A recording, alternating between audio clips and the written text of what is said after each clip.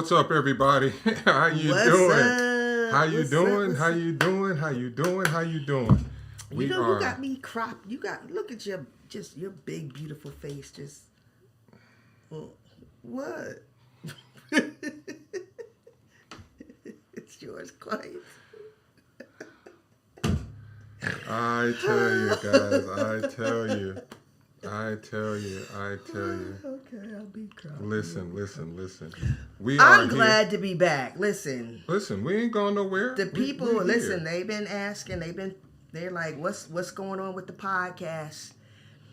So what? 3 Mondays ago, you were not feeling well.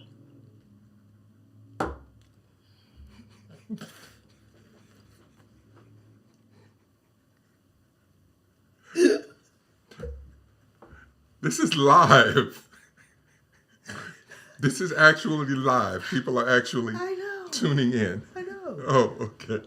I just didn't know if you knew Yeah. that this is another edition of My Marriage is Dope podcast, and I'm your host, Shannon Austin, and my amazing, most wonderful co-host is Shirley Austin. Oh my goodness! Oh What's my up, goodness! beautiful What's people? up, man? What's up? We are glad to be here. I'm glad to be here with you, even though sometimes there's sometimes Are you really? there's sometimes on this planet that my wife can be my wife, and I love her for it. Mm-hmm. I love her for it. How you doing, Sister Austin, Miss Austin, I'm Deaconess doing Austin? great. I'm doing great. Had a wonderful day. What's got you doing great? I'm just feeling good. I don't feel weighted. I don't feel, I mean, life is lifing, but I can't say that I'm just mega stressed or anything like that. Mm-hmm. Yeah, feel good. Mm-hmm. Good. Your baby was here. Your babies My were baby, here. my baby, right? So I'm still basking in the glow of my baby. My baby boy got out the military, and he came home for a couple of months, and he brought a dog. Oh my goodness! And anybody that knows your me, grandpuppy, you know that me and dogs, But y'all, when I tell you, I fell in love with this dog. My heart is broken now, because my baby is not here. broken hearted. Listen, I called Buddha yesterday, and I said, Buddha, when she's not in the crate, I need you to FaceTime me. And he was like, why? And I said, so I can talk to her. Like, I need her to still hear my voice, and I want to see if she comes to me when she hears my voice. And he was like, I don't believe you. I was like, Buddha, what's the problem? He said, you sound like a crazy lady right now. And I was like, Buddha, please just do it. And he said, fine, Mom. Fine. Listen, just submit. Just submit. That's it. Listen, you're not going to win that battle. I don't need to hear nothing about me. Listen, you're supposed to talk to... And then he was like, you're talking to an animal. I said, do you know that you're supposed to talk to your dog? You're supposed to. This is coming from the woman who has been deathly afraid of any dog. Deathly afraid of any dog, but she is not afraid of her grandpuppy. Listen, I'm making a trip so I can go see my grandpuppy. We're going to knock at his door. He's going to be so sick of me. Lord Jesus. Listen, we want to talk to y'all briefly, and then we're going to get into some Q&A. But like people are making this relationship thing very, very complicated. Very complicated. Like, it is so simple to just... It is really not difficult to love. And it's not... we make it difficult to open ourselves up to be loved. We make it more difficult than what it is, because it is so much more difficult. It is, right? We don't want to sit here like it's just the easiest thing on the planet to do, because it's not. No, right? It's the simplest thing on the planet to do, but it's not the easiest thing. Right? So we complicate it by our idiosyncrasies, our vices, our traumas, our selfishness. Like, all of these things help to compound our ability to be able to love each other. Yeah. And we're going to talk about that today. Yes. And, we're giving you guys pretty much 5 tips in the 5 areas. We're going to just affectionately call it the 5. we got spiritual, we got the financial aspect of who you are in your marriage, you got the physical aspect, you got the emotional, and you have the mental. Yeah. And we are, we want to add a little value in those areas, and then we're going to jump to some Q&A. And the reason, Love the Q&A segment, but Yeah. we're going to jump to that after we add some value. I was just going to say, and the reason why those 5 areas are important is because those 5 areas make up who you are as a whole, as a being. We live in those 5 spaces every day. So let's start off with your favorite area. What might that be? That would be the spiritual area. There's a is. tip that's not up there on our notes. 1, 2, 3, 4, 5. It's 5. It's actually 6. We did. But you were conveniently. Your favorite. You were Your conveniently. favorite. No. It's not my favorite. It's not my favorite, but it's conveniently off the list. I don't make them show notes. I'm just here to serve, and I just noticed, it's whatever. So Right? the spiritual. Yes, ma'am. Right, and I was thinking, man, there's so many things, right? It's 50 that we have come together with. But today, I chose gratitude, right? Because I'm thinking from the standpoint of there are some people who are in very challenging relationships. So even though we have 50 tips under the 6 areas, some things may just be so challenging for a couple to do because they're not in a good space. And I said, what can they do together that will not be too intrusive if there are challenges? And I was like, you know what? I want to make sure that we deal with the heart, because the heart has to change. That's what needs work on. It's the heart. And so gratitude, right? When you think about, and gratitude is a very spiritual element. Because when I'm saying thank you, I'm thanking God for whatever it is I am thankful for. And so, I'm just thanking God that, I have a husband who cares about what I care about, who, goes out and works for the family, and who will listen when, I'm having challenges. And when we are having challenges, I then begin to think, Shirley, you're in this place of thinking of the worst now because you're hurt or whatever the case may be. Think about those things that are still Shannon. He's still a loving husband. You're still affectionate. You still want the best for me. Right? And so I'm still thanking God that this is who I'm married to, in spite of the challenges, right? And then thanking you. Like I thanked you the other day for, just working so hard for our family. And then, listen, we can thank our spouse without saying anything, right? Like, and show gratitude. Right? We show gratitude. And listen, a lot of times, and this is the interesting thing, a lot of times doing that means you have to inconvenience yourself. Yes. But that's the beautiful thing. That's when you know, oh man, I got like a for real rider with me. Well, it's interesting that you say that, because that's a common theme, right? Being able to, what did you just say? You said You have to inconvenience yourself? the inconvenience. Like most of the time, I think problems arise in marriages because of the inconvenience of humaning, of life. You know what I'm saying? Babe, can you go downstairs and get me a glass of juice?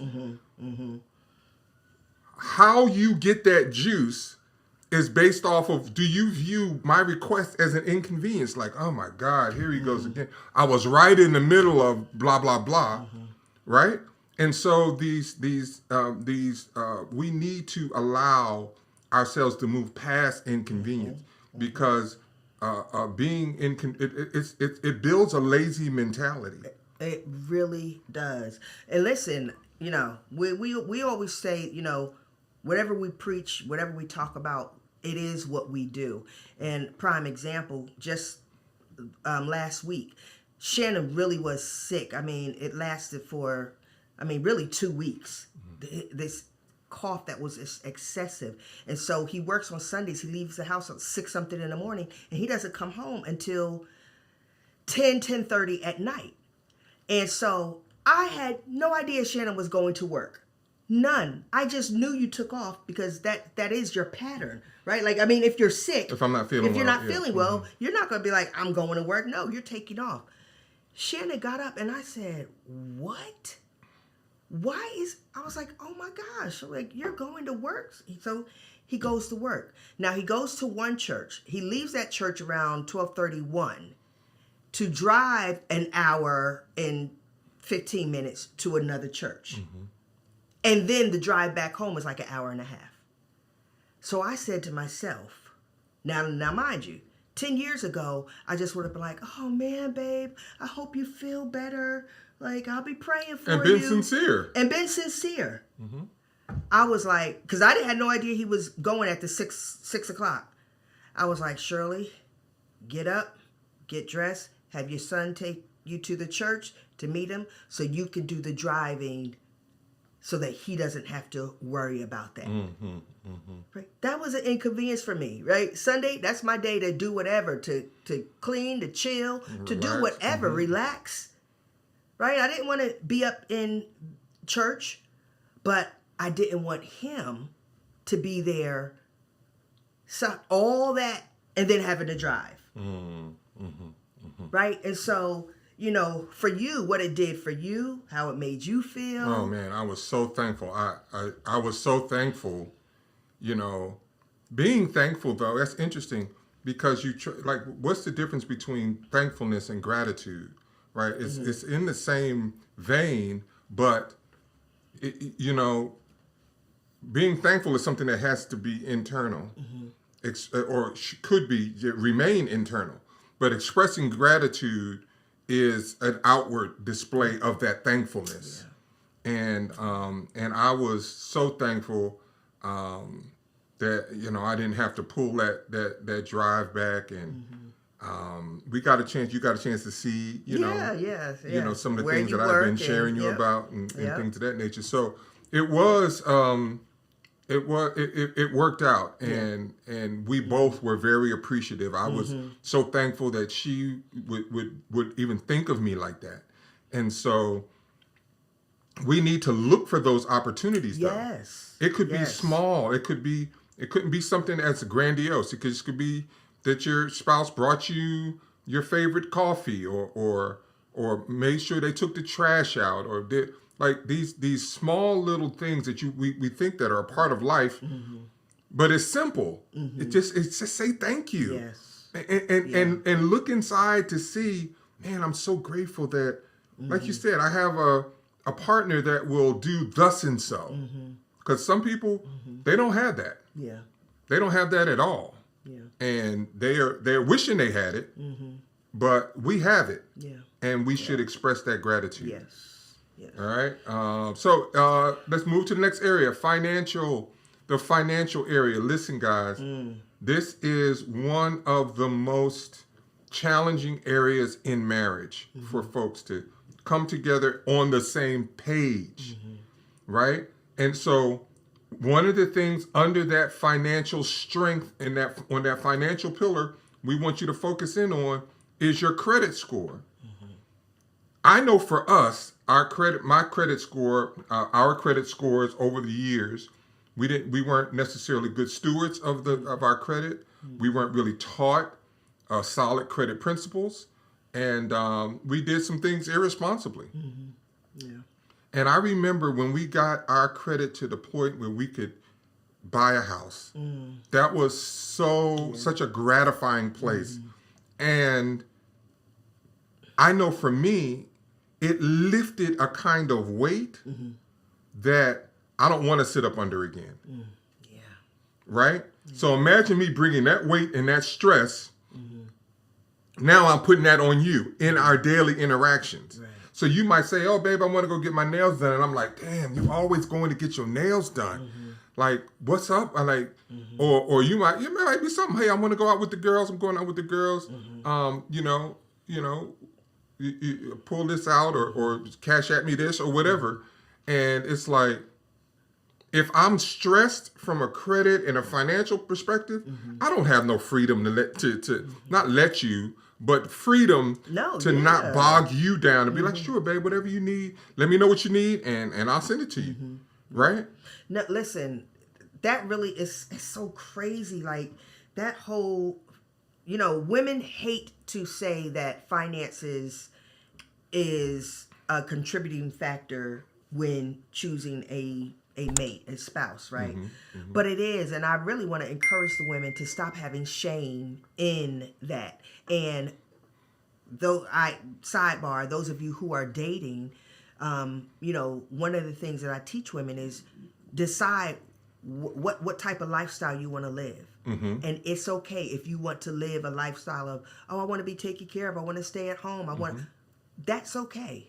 And don't have any shame about it, because finances are extremely important. I have a friend, such a dear, dear friend of mine, who whenever we would get together, she would say, I got you, Shirley. And she would say that because she knew so many times I couldn't get myself. Right? And so what I would do, I would go out when they'd be like, hey, let's go out. I would go out. But I would get like an appetizer and water. So she was like, she never was like, what? She would just be like, I got you, girl. And then more recently, we've gone out like 2 or 3 times, and she was like, I got you. And I was like, oh, no, I'm good. She was like, are you sure? Like, I'm like, yeah, I'm good, right? And so, as a matter of fact, I got you. Right, exactly.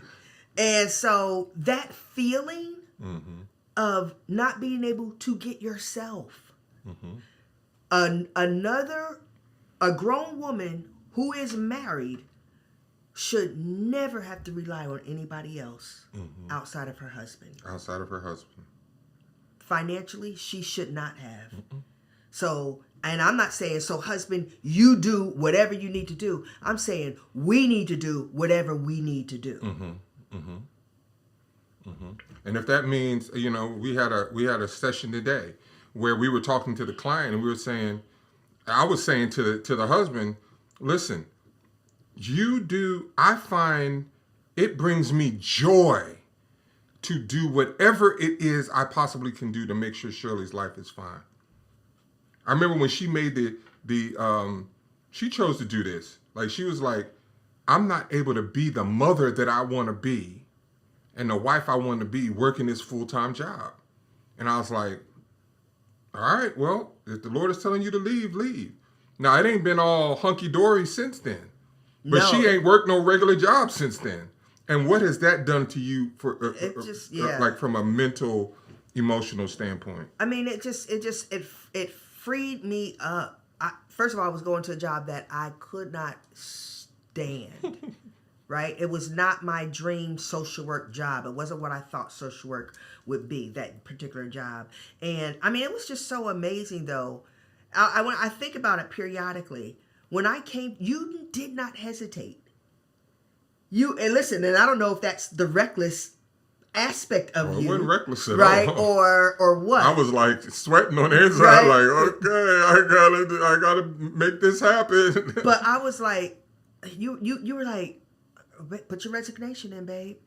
And I was like, are you serious? You said, honey, you hate your job. You want to stay home with the boys. Like, I'm not going to be like, oh, no, you go to work. I didn't like you being there anyway. And I was just like, oh, y'all, this is no exaggeration.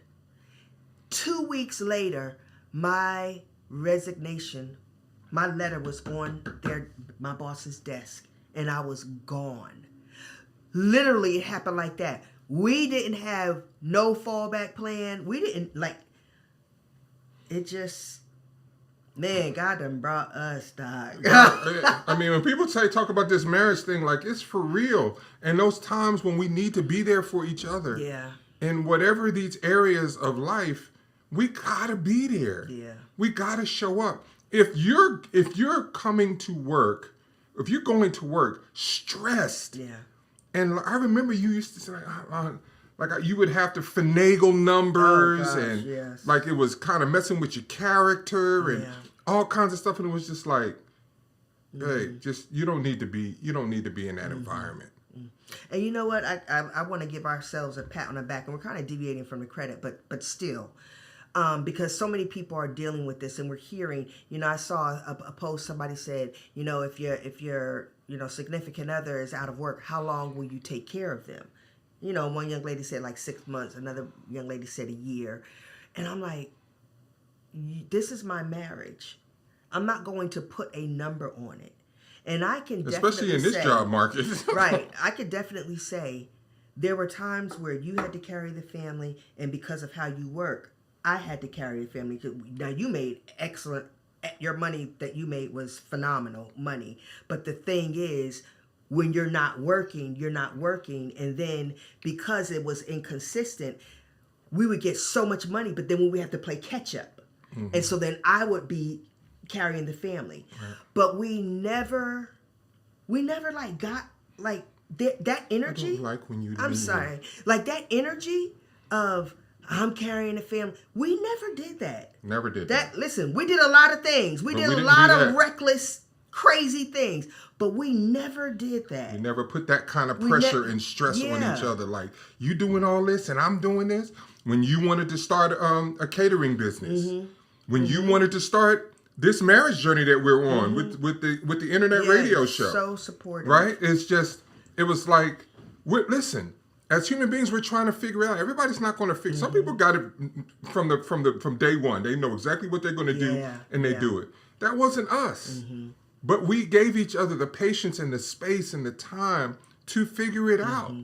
And so, another thing, I want to add on the financial piece, right? So credit, we want to get we're not here to tell you how to do that, right? There's too many platforms and resources out there, but you should make getting your credit in A1 condition over everything else because it is a stressor that you don't need. Another thing that we should do is we should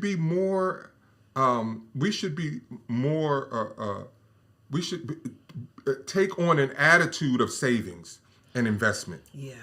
Right? We're getting that later in life and understanding how it works and what have you. But we desire to impart on our boys this desire to put money away, to pay yourself, and then to, as it says in The Richest Man in Babylon, your goal should have babies, right? So your money should grow, and you should invest it smartly, wisely, educated, right? Yep. But we didn't have no savings. No, we didn't, babe.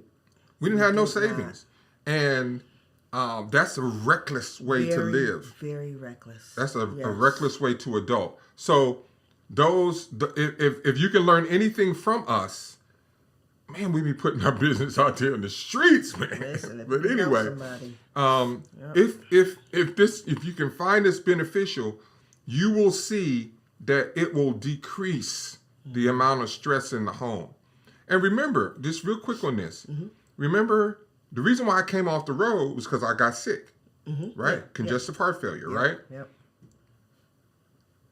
As soon as I was going, this is not to pat myself on the back, but I started Ubering, and I had to wear this thing called a life vest. Yep. That would shock my heart because my heart was in such weak condition. I wore that life vest while driving Uber. Right? Yes. When I was driving for the limousine company, the airport shuttle, someone had a contract with the airlines, take pilots back and forth. Made okay money, decent money, right? But I was in my life vest doing that. I was closer to death than I am right now.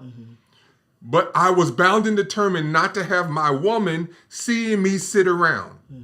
Remember when we started back doing some cake a little bit, right? I remember I still have the picture of me shopping, coming out of Sam's, and just like, hey, I'm back, and it's time to go to work, right? I don't know what that did for your heart. I don't know what that no, did. yeah. You know what I'm saying? I have no clue. But what I know it did for me was it gave me a sense of I'm being responsible for the family that I was blessed with. And I didn't care how I did it. It was by hook or crook. I didn't care how I did it. And she didn't care how it looked. As long as it was done. That was the only thing, right? Yep. And you know, last thing on finances, right? Because it's so important. This is one of the most scariest subjects to talk about. We don't want to face our actual financial situation. We don't want to be looked at as we are the cause Or of irresponsible. it. We're being irresponsible, right? And if you can just own the truth, sit in the truth, as uncomfortable as it may be, then you can grow. But if you keep ignoring it, you're guaranteed you're still going to have to face it. And by that time, you may end up losing a whole lot. Period. I was, I'm working out, and I was saying to Shannon yesterday, I was like, in life, in every aspect of life, we're going to hurt and we're going to sacrifice.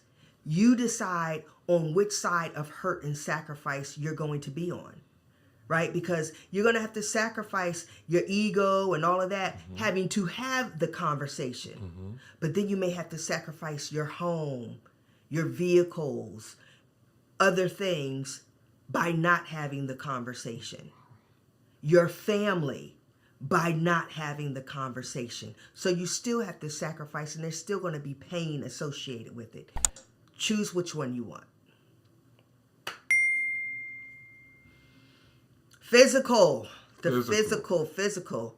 So the physical, I chose the one that I love. And that is laughing together, guys. Listen, it Why so serious? listen, we love to laugh. This one right here is so funny. And I'm funny? You're the funny one. hilarious. You're the funny one. And so, of course, we know it boosts your moods, it relaxes your body, it stimulates your organs, it helps with anxiety and depression. And listen, I know y'all probably have experienced it. You're upset at your spouse, and if you have a spouse who's like funny, like crazy or whatever, and they do something crazy, you sitting there trying your hardest to be not angry. to laugh. Right. You want to be angry. You know what I'm saying? So, you might chuckle and roll your eyes and walk away, but in your head, you're like, ooh, get on my nerves, such a fool, right? But you now feel a little lighter. When laughing is not a part of your marriage, to me, that's just one of the worst. That's just one of the worst things. Because it really does bring us together, and it helps to just doesn't knock the wall down, but it just relaxes the wall a little. So here's a little homework. Find a comedy show to go to. Find something funny, a funny movie, a stand-up movie, whatever. Great homework. Something Come on, that you high can five, guy. Come on. Boom. come on, that you can, right? Because not only like we make each other laugh, but we find these clips on Instagram or TikTok or Facebook, and Shirley's going to hell, y'all. She's going to hell. Because some of the things that she sends me is like, oh, you gonna burn for that. You gonna burn for that. So, but the bottom line is laugh. Don't take life so serious because it's not promised. Yeah. It's not promised. Please know that it's not promised. But that's good. Listen, next week, you people who are on here right now, we want you to put in the comments if you went to a comedy show or what movie you saw, like Netflix or whatever, that was just funny with your spouse. Like for real. Right? None of this stuff works if you don't work it. We're just wasting our time. None of it. I mean, you know what I'm saying? So we're sharing this with you so you could be like, okay, babe, let's start on this. This is what we're gonna do. Right? The whole goal is for us to just come together to continue to build the bridge towards each other. Yes. That's good. Good. All right. So next tip, real quick, is emotional. The emotional side. We want to be able to get to the point where we can handle conflict constructively. Yes. Right. And so one of the keys to that conflict resolution is just you need to become the consummate communicators. Right? Just the process of just hearing in the conflict. You have to be an active listener. You just can't go willy-nilly and trying to, you really, you're hearing the words, but really what you're doing is you're preparing a rebuttal. Right. Instead of actively engaging those listening, I don't know if they're muscles, I don't know what they are, but that focus of listening and really hearing what is being said. It is such a valuable tool because sometimes we could be in it might not be it could be something simple, and we check with each other, so we reflect. So you said you want to do such and such and such and such, and it's like, no, that ain't what I said. Oh, so I'm not even hearing you. I heard you, but I didn't take the time to really actively listen and be constructive, right? And then we want to not be from Philly. What you mean? Right? We want to everybody calm down. We are demonstrative, especially when we get in the debative mode or an argumentative mode or whatever. Philly people are very animated people. Up north. They're very animated, very snatching flies, rah, right? And we want to calm down. Everybody calm down. Everybody just calm down. Let's take it back a notch. Because that's not helping anything. Not helping anything. Right? That's not helping not one iota. The problem is not being solved at all. And so, by all means, we want to make sure that we're staying calm, we're staying respectful, and we are engaging that active listening that is so very important. And listen, stop taking things the whole getting defensive, taking things personal. We have to be able to understand that you have your perspective and I have mine. Let's just sit in each other's perspective. We are professionals at sitting in our own perspective. All right, we do that very well. We do that very well. Sit in your spouse's perspective. Because once you do that, then you are able to transition to the solution. But you're not getting to no solution when you're pushing your agenda and I'm pushing mine. And we, as we normally do, we have to add empathy into that process. If you cannot, and it takes emotional discipline to put yourself in an empathetic mind space. Let me hear what you're saying. Oh, that makes you feel like that?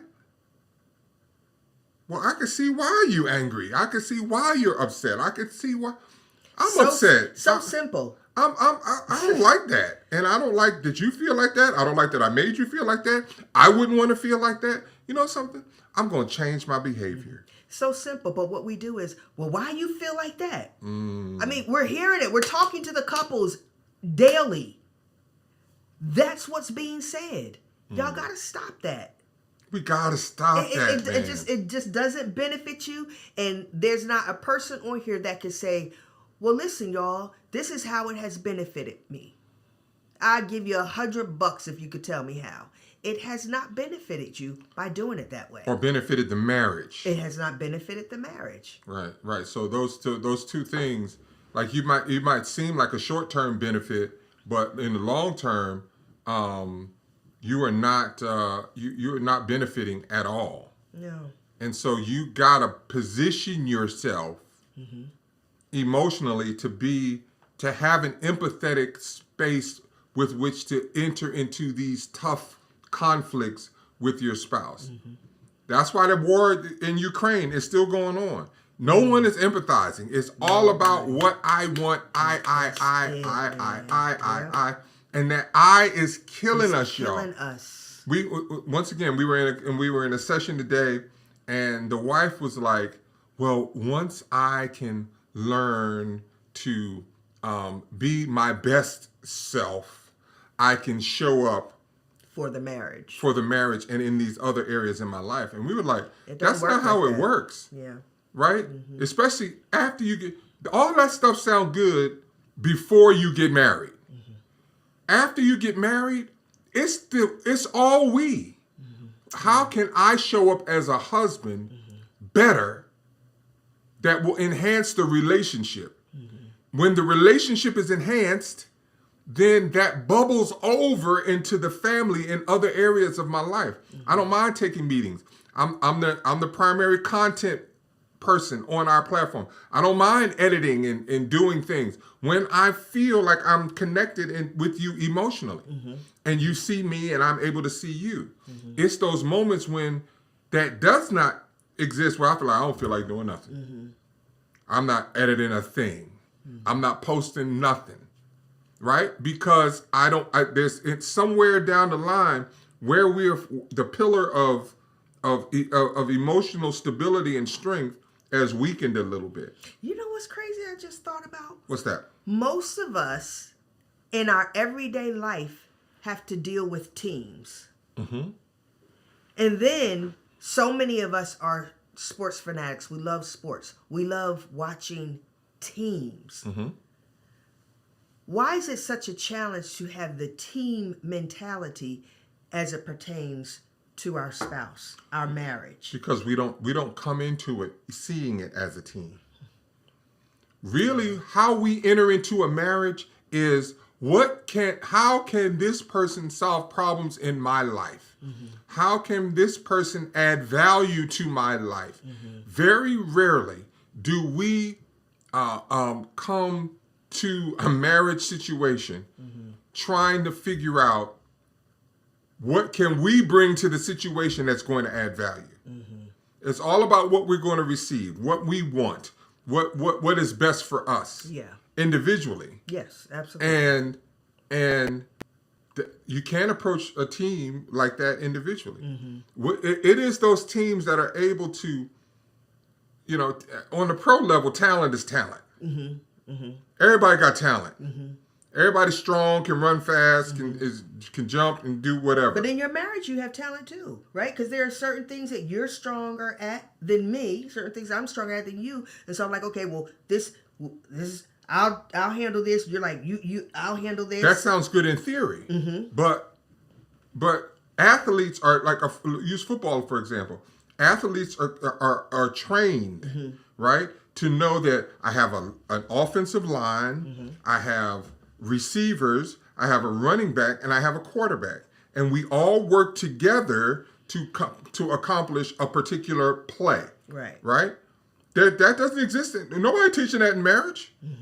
We are teaching it, but for the most part, I'm not saying that other people's platforms that's not what I'm saying. But I'm saying we definitely didn't grow up. We didn't grow up. Exactly. Right. That's what I'm saying. Right. There was no concerted effort from our parents to show us and sit us down and say, this is what a team looks like. You and Shannon are going to be a team, and this is what you're going to need to be successful. I wish that would have come from our parents. It actually, but they wouldn't. They didn't. What they did was show it. Well, my father was deceased, but I remember your folks. I didn't see any discord with them. No. But I was not cognitively. I didn't turn on my watch switch. Let me see how they're moving. Let me see how she operates with him. I didn't turn that on consciously. And what we're saying now is we need to turn that on consciously. Right, because what many of us process is that family is important. And children are the cornerstone of that importance. Not husband, wife. Right? Good. You grow up to get a family. Right? It was never individualized. When you get married, this is what you should look for. your husband X, Y, and Z. In marriage, this is what happens between the husband and wife. These are some challenges you guys may face. Guys should think about finances. None of that was none. I did not have a conversation like that at all. And as we're coaching people, they've not had those conversations, right? But family, you grow up wanting a family. Man. But no one teaches you how. No one teaches you, yeah. Man, we need to lean into that. Yeah, we do. We need to lean into that, like the how-tos. And this is what this is. Right. This is what these tips are. Okay. Right. All right, let's move on. Mental, this is a good, quick one. I want you guys to write together. I want you guys to get a journal. Journaling is life-changing. It helped me to come out of my dark space. All my clients, they journal, period. Because... right, the body keeps score. And everything, we can't remember everything, but when you start writing, you will find that things will begin to show up on the paper. And you will be like, oh my goodness, I didn't realize that this was in me, right? And so this is a couple's journal though. Some of you may be having challenges talking right now because every time you have a conversation it gets into an argument. Some of you great communicators, right? But this is a way to just communicate differently, right? It just brings about that difference that is needed in marriage. You know, you don't want to go through the same old, the same routine. That causes for a boring situation and then which can produce other situations, right? So either way, wherever you are, this is for you. We just want you to use it. And I'm hesitating because I don't want to give you a script or tell you how to use it, right? But I will say this. When you want to share something with your spouse, maybe you feel some kind of way about sharing it. I don't know, right? Maybe you want to say something cute and sexy and funny and it coming out of your mouth, you feel weird and funny. Whatever. Right? Maybe there's a serious subject that needs to be talked about and you don't want to say it out loud, but you feel better just writing it. Instead of texting, we want you to keep a journal and be mindful, right? See, the journal helps you to be mindful. When you read what your spouse has written, hopefully this is the goal, that you process. Right? Because now they're not there for you to just snap back or be like, well, why we got to talk about that? No, just process what they've written. If they wrote it, that means it's important to them. Right? So fall back on your attitude, your ego, your anger, whatever, and respond in a way that would. Last but not least. You're not going to do that to me. Last but not least, the sexual piece. The sexual pillar, right? So it's 6 pillars. It's not 5 pillars. Yep, it is 6 pillars. And that 6th pillar is equally as important. Yes. And the best thing I can say to you is, if there is a barrier between you and your spouse sexually, if you are not being satisfied, if you have an inattentive lover, if just the pressures of life are making you not even think about sex, like begin to have those conversations.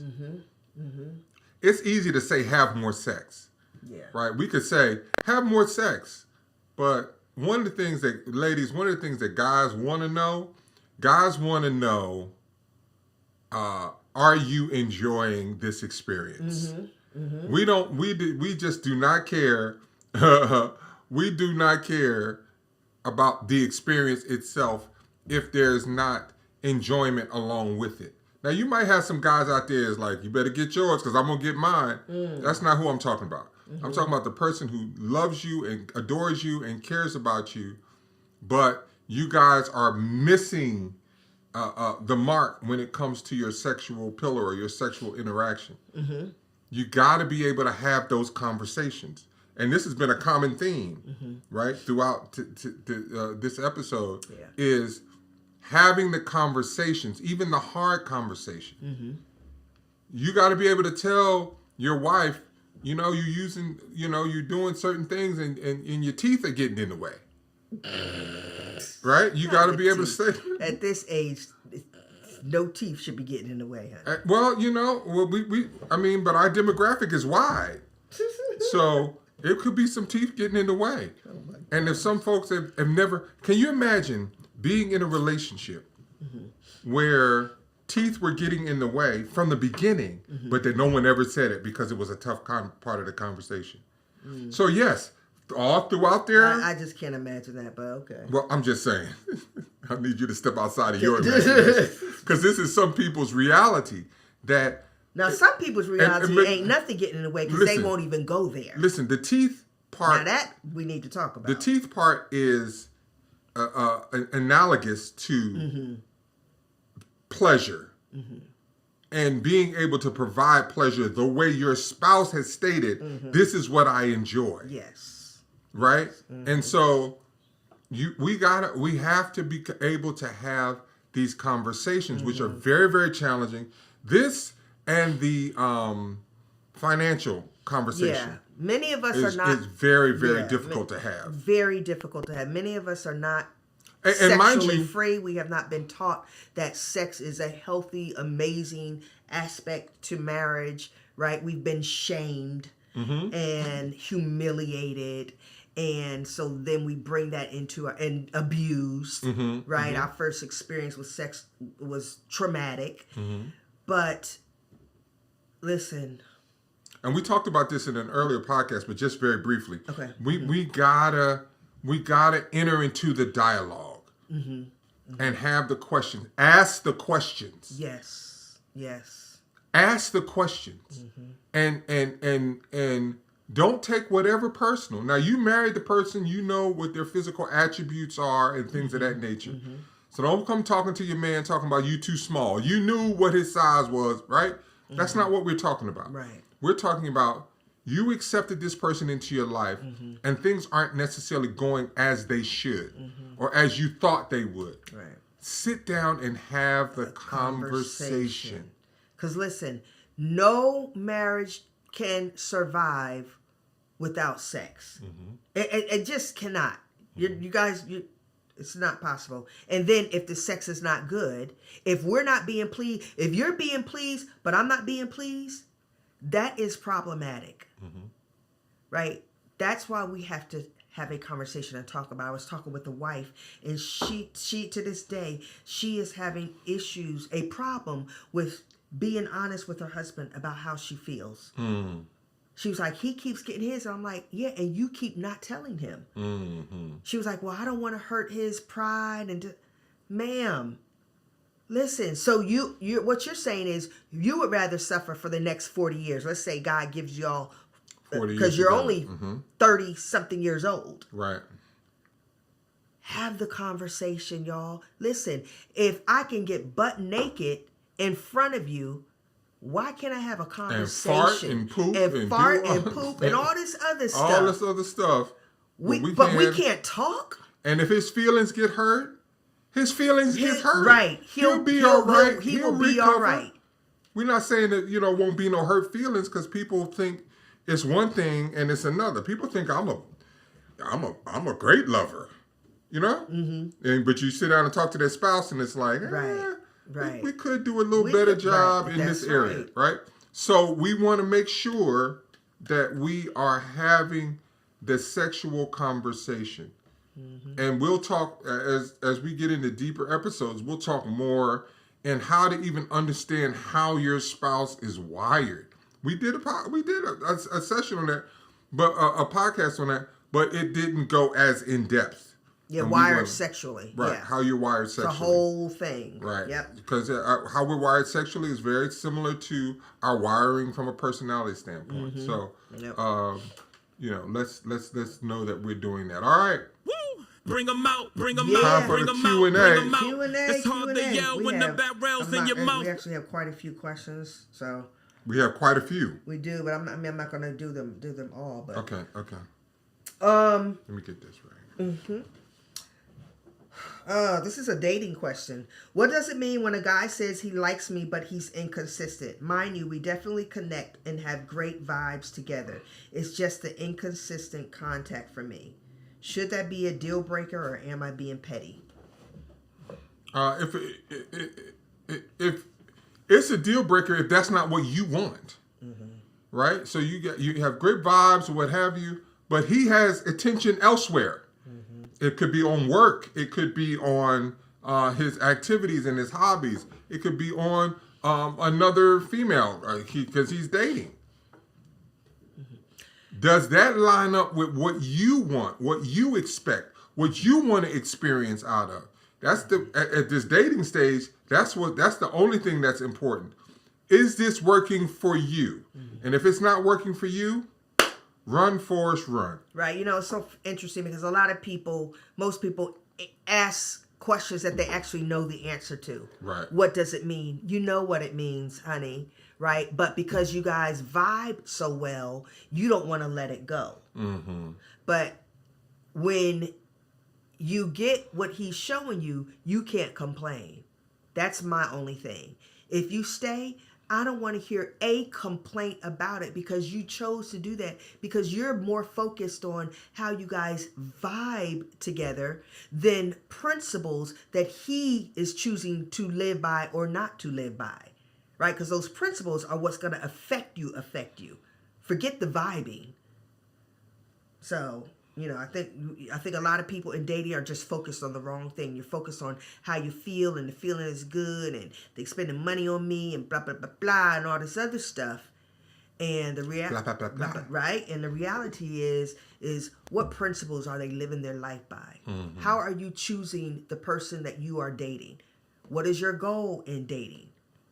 Like, all these things have to be, answered. That was a good question. My husband and I recently had a conversation about me mentally stimulating him. I asked him to expound and he said I shouldn't have to ask and he walked out. Please tell me what I'm doing wrong. How am I to stimulate him mentally? We talk. We discuss meaningful things. I really am confused. Well, first, we can't tell you what you're doing wrong. I mean, we're not there, but, You're a man. Stop looking at the questions. No, I don't want to see the question. I'm confused. He said he's not being mentally stimulated.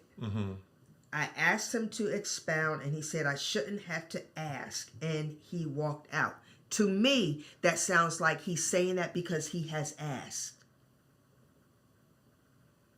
Well, I or think, read like it's a ongoing thing. I think it is an excuse for him. Okay. I don't think he wants to be there at all. Oh, wow. I don't think that he cares to engage. I think that actually he's engaged with someone else, meaning finding mental stimulation for elsewhere. Because when someone is asking you a question, as a mature adult, for you to say, you should figure it out, that just leaves me. I know we want people to be intuitive to who we are as the individual that's involved with them, but that's a legit question. Like, what types of things? What do you need? Do you need to go to museums? Do you need to have debate? Do you want to read books and discuss them? Do you want to be a part of, right? These are legitimate questions that she's asking.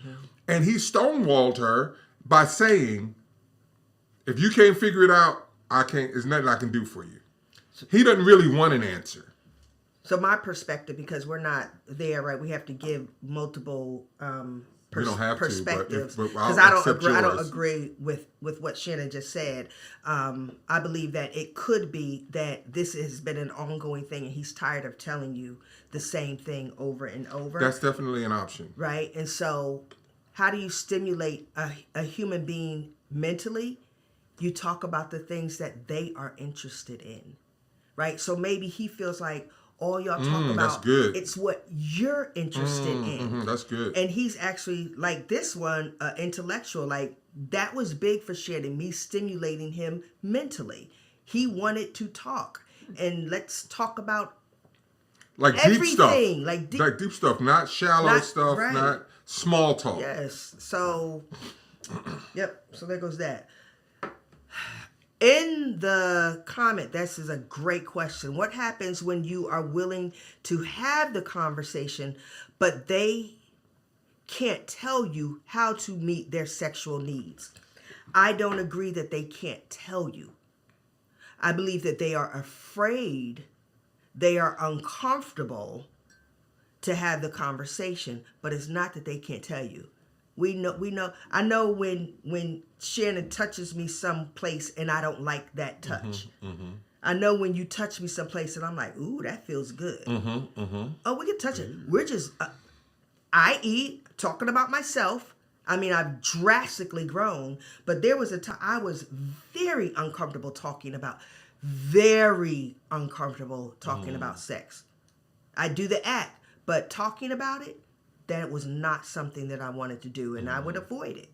And Shannon, very open and free spirited in discussing that subject matter, and I was very vague, and I did I don't know, I mean, I guess.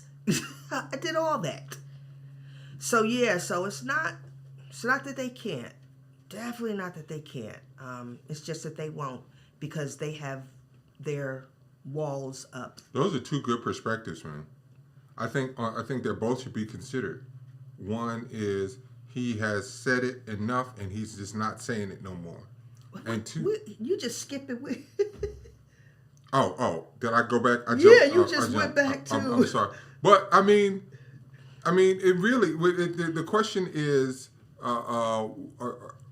that's what happens when they can't tell you how to meet their sexual needs? Yes. Right? It goes back to being able to have the conversation about just the simple, the not easy, the simple conversation of this is what I like and I don't like. That is probably the most. But now we'll talk about what we did and what we didn't do. But talking about what pleases me, we really expect. That's why we want to marry experienced people. Don't nobody in this day and age want to get with no virgins and have to go through all that teaching and all of that. We want you to know, at least have some knowledge coming into the, So, but being able to, can't is a strong word. Yeah. I think that everybody can at some point. Whether they choose to, and for whatever reasons, that's another. Now, what you can do though, right, to help the person or whoever, you let's say you have a chat, like as we grew closer to one another, and I was getting to the point where I could talk about it. It was because Shannon was patient with me. Shannon would ask me very direct questions, right? Simple questions, right? Like, well, babe, what do you like that I do? I should be able to answer that, right? He stopped going into what he wanted to do, because that was very, very uncomfortable for me, right? But just like, how can I please you? What do you like? Do you like your back being rubbed? Do you like your feet rubbed? Right? Starting with something that it wasn't even sexual per se, but it was intimate. You understand? So instead of just jumping right in, just start the conversation, right? And you feel it out. And you give the person room and space to be comfortable and to grow and to know that they're not being judged because it's a subject that you're comfortable with and they are not. Yes. That is massively huge. Yes. I would agree. All right, one more question. Make it a good one. Oh gosh. Okay. So I just found out my wife has a whole lot of money that I did not know about. I mean, a lot. I'm not mad she's saving. I'm just feeling some kind of way that she didn't share it with me. Like she plans on leaving or something. Should I just leave it alone or address it? Leave it alone, but address it. Ooh, leave it alone. And did you hear what I said? Leave it alone, but address it. Right? So don't make it personal. Make it a thing. And don't make it a thing. But have the conversation about, babe, what were your thoughts? Like you were saving these funds, and you can't frame this question from a standpoint of whether or not you're going to be validated, right? If you do that, or out of your fear that she's saving it to leave you or something. Exactly. Because that might be the case. She might feel like, there's something I'm seeing or something I'm sensing, and I just want to make sure that if that time ever comes, I can take care of myself. See, I think another option. My mother always said, "Don't let your left hand know what your right hand is doing." That's that sneaky My mother Southern all about stuff. hey, my mama. That's what she taught. That's that her sneaky girls. Southern stuff. I don't know about that. Right? And what she was saying is, you have to, and this is what she said specifically when she learned who you were. She said, Shannon is not the husband that you tell him you have money. That's what my mother told me. I never told you that. Oh. She passed recently, so she's in the Mamie ground. took some stuff to the now, grave. So now I can share this with him. But guess what, y'all? She was 100% correct.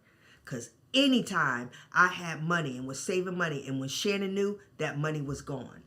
That's why my mother said, don't let your left hand know what your right hand is doing. Not to lie, to be sneaky, but there are times where you don't know what could happen. You want to have some money in reserve. You want to have something, some savings somewhere, so that if something happens, you could be like, hey, babe, I got this. They're going to say, look how he's looking at her. Listen, it never failed. Anytime he knew I had money, it was gone. And so... No, come on now. That would never anytime, fail. Anytime, 100%. Hold on. Let's pause for a moment. But, Let's look at the time. Yeah. Right? So I'm just saying... A lot of time, I know a lot of women. My auntie said they have a hall account, a hall account, a hall ass account. That's what you put. A hall. Right. So, So my thing is, who knows what you found out now, and you know about it. So, like Shannon said, don't make it a thing. But just be like, babe, I see, I saw, I don't know if you saw a statement or what, and you have all this money, like,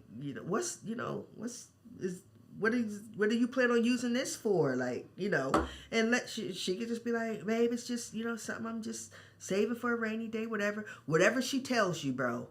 This is all I'm saying. Receive it. That's it.